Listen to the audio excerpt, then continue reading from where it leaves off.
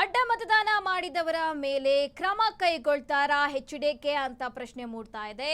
ಸಭೆಯಲ್ಲಿ ಜೆಡಿಎಸ್ ಅಭ್ಯರ್ಥಿ ಯಾಕೆ ಅಂತ ಪ್ರಶ್ನೆ ಮಾಡಿದ್ರು ಇಲ್ಲಿ ಶಾಸಕರು ಅನ್ನುವ ಮಾಹಿತಿ ಲಭ್ಯವಾಗ್ತಾ ಇದೆ.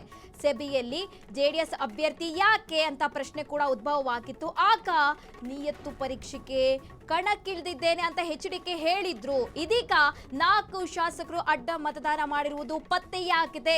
ಪಕ್ಷಕ್ಕೆ ದ್ರೋಹ ಬಗೆದು ಕಾಂಗ್ರೆಸ್ಗೆ ಬೆಂಬಲಿಸ್ತಾ ಇದ್ದಾರೆ ಕೆಲ ಶಾಸಕರು. ಹೀಗಾಗಿ ಪಕ್ಷದಿಂದ ಶಾಸಕರನ್ನು ಉಚ್ಚಾಟನೆ ಮಾಡುವ ಸಾಧ್ಯತೆ ಇದೆ.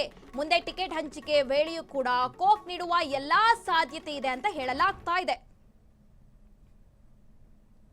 ಅಡ್ಡ ಮತದಾನ ಮಾಡಿದವರ ವಿರುದ್ಧ ಎಚ್ಡಿಕೆ ಕ್ರಮ ಕೈಗೊಳ್ತಾರಾ ಅಂತ ಪ್ರಶ್ನೆ ಮೂಡ್ತಾ ಇದೆ. ಯಾಕೆಂದ್ರೆ ಸಭೆ ಮಾಡಿದಾಗ ಜೆಡಿಎಸ್ ಅಭ್ಯರ್ಥಿ ಯಾಕೆ ಅಂತ ಕೆಲ ಶಾಸಕರು ಪ್ರಶ್ನೆ ಕೂಡ ಮಾಡಿದ್ರು ಅಂತ ತಿಳಿದು ಬರ್ತಾ ಇದೆ.